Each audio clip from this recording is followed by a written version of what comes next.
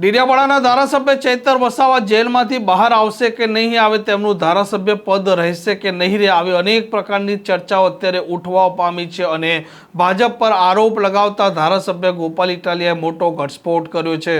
વૈષ્ણવજન તો તેને કહીએ જે પીડ પરાઈ જાનાને રે।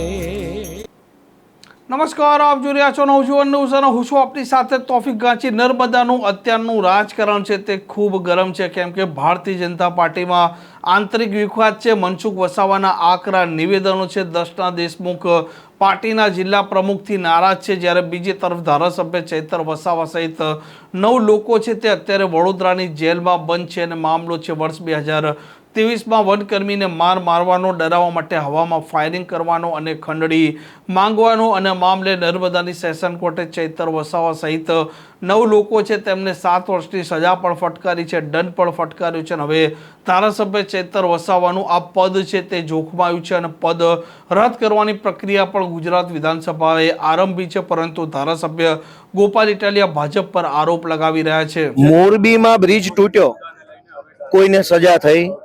તમારા ધ્યાનમાં છે? કઈ નથી। રાજકોટમાં અગ્નિકાંડ થયો, ક્યાંય સજા થઈ? ન થઈ। બોટાદમાં લઠ્ઠાકાંડ થયો, ક્યાંય સજા થઈ? ન થઈ। સુરતમાં અગ્નિકાંડ થયો, ક્યાંય સજા થઈ? ન થઈ। સજા ગુનો કરવા વાળાને નહીં, ભાજપની સામે લડવા વાળા માટે જ સજા છે।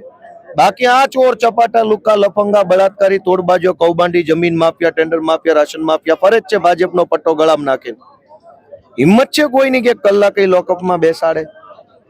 સજા માત્ર ભાજપ સામે જે લડે, જનતા માટે અવાજ ઉઠાવે, જનતાને જાગૃત કરે, ગુજરાતના આદિવાસીઓ, વંચિતો, ખેડૂતો એના માટે જે બોલે એને જેલમાં પૂરી દેવાના।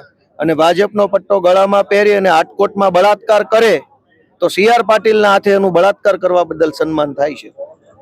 કાયદાકીય રીતે કઈ રીતની લડત રહેવાની? હવે આ લડાઈ કાયદાકીય નહીં, જનતાની અદાલતમાં લડાય। સરકારની અદાલતમાં તો બધું થઈ ગયું છે ભગવાન।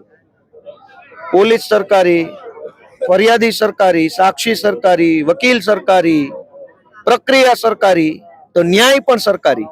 અસલી ન્યાય જનતાની અદાલતમાં મારો થશે। પ્રશ્ન, એમનો ધારાસભ્ય પદ રદ માટેની પ્રક્રિયા શરૂ થઈ ગઈ છે, જો આવું થશે તો આમ આદમી પાર્ટી તો આજ તો બીજેપીએ કરવાનું હતું ને, આ ષડયંત્ર જ કરવું હતું। ચૈતર વસાવાને ચૂંટણીમાં હરાવી શકાય એમ નથી।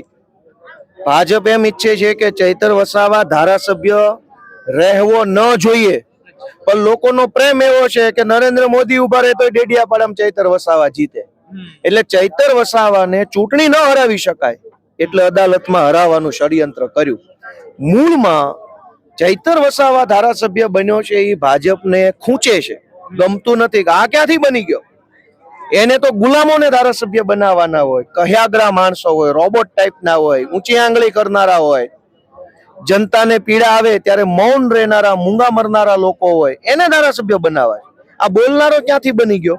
એટલે આખું ષડયંત્ર ચૈતર વસાવાને રાજનીતિથી દૂર કરવા અને ધારાસભ્ય પદેથી હટાવવાનું ષડયંત્ર હતું, એમાં એ સફળ થયા છે। પણ મને વિશ્વાસ છે કે જનતાની અદાલતમાં ન્યાય થશે અને એવો હજરબમ ન્યાય થશે કે ઇતિહાસ યાદ રાખશે। આમ ધારાસભ્ય ગોપાલ ઇટાલિયાનું કહેવું છે કે ભારતીય જનતા પાર્ટીએ રણનીતિના ભાગરૂપે આ ચૈતર વસાવા છે તેમને જેલમાં ફિટ કરાવ્યા છે। આદિવાસી અવાજ બંધ કરાવવા માટેની આ એક રણનીતિ છે, પરંતુ તે લડશે અને ભાજપ છે તેને જવાબ પણ આપશે। આ પ્રકારના સમાચાર માટે નવજીવન ન્યૂઝ ચેનલ સાથે જોડાયેલા રહો। નમસ્કાર।